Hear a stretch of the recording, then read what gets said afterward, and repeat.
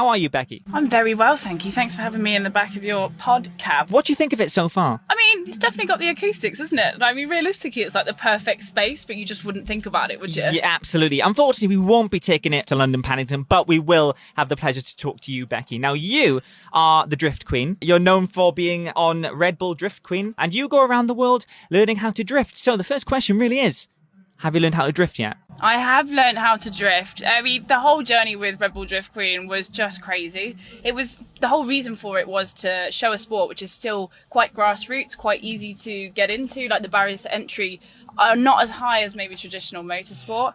So, you know, you can get an old E36, weld the diff, put handbrake in, and you're away. And Drift Queen was all about exploring the origins of where the drifting came from. So we went to Japan, and obviously it's huge in LA, like, got Formula Drift out there, and then bringing it back to the UK. And when we did Series 2 is when I entered my first competition, and my goal was to qualify, and I had 6 weeks to prepare and get the car all ready, and that was what I did. I qualified, and that was the crux of the series. And moving on from there now, like, I've just been getting my skills up and honing my skills to go back into competition, because unfortunately, because of COVID, I was supposed to be going back into competition last year. I mean, how good is it to be here at the British Motor Show? A few months ago, we probably would not be able to have this, but now we do. How does it feel to be here?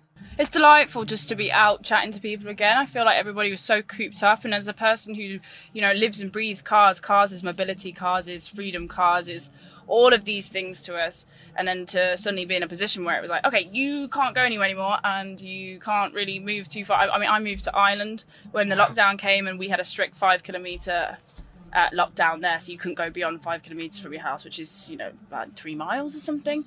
So it was a real change round of my life. I mean, I averaged 78 flights in 2019. I could not even imagine doing that myself. Yeah, It'd probably kill me. To then nothing, you know, like, my partner travels a lot as well. He's a motorsport athlete himself.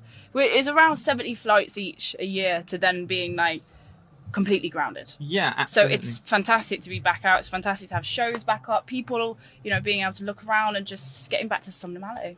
And if you can pick your favourite motor vehicle that you've seen whilst walking around, what would you choose? Ooh. I mean, there's a Tommy Mac Evo 6 that I can see over the shoulder of your geezer in the front there. That is probably one of my top picks of the show here. Like, I'm an old school girl, modern classics, that kind of stuff. They don't make them how they used to anymore. So the driving characteristics and the engines that they used and the gearboxes, that you just don't have the same feel anymore in modern cars. But, you know, we've all got to move on. Now, being in this unique podcast, Becky, do you think that you could drift this incredible, unique machine?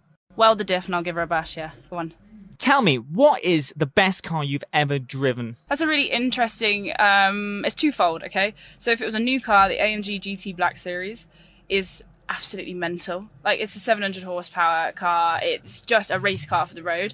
And ostensibly, it was like, wow, this is the pinnacle, really. Like, Mercedes have created a monster of the track and also the road.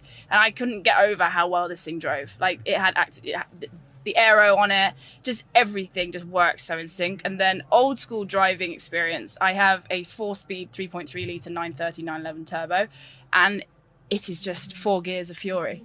It's the best thing I've ever driven. 4 gears of fury, I love that. It's nothing has ever excited me, terrified me as much as that car does. And finally, tell me, Becky, what's next for you? What have you got planned for the rest of the year? So we are in August now. I've got a new show that I'm filming with BBC Three. So Gassed Up will be coming to your screens when BBC Three comes back to terrestrial TV in January. Just finishing filming that. I'm doing a new series with Goodwood on modern classics. It's my thing. So I'm really excited to be doing that with Goodwood. And then, yeah, it's just a good few events coming up and that sort of stuff. And obviously keeping up with my content on my channel. And you never know where I'm going to pop up next. Yeah, and check out our Instagram as well. I have. It's wicked. Where can we find your Insta? You can find my Insta at Queen Bee. So it's just all one word, QUEEMB. I had to think about that for a second. Then. Yeah, she's Long the day. queen. She's the queen of what she does, that's for sure. Becky, it's been a pleasure. Thank you for chatting to me.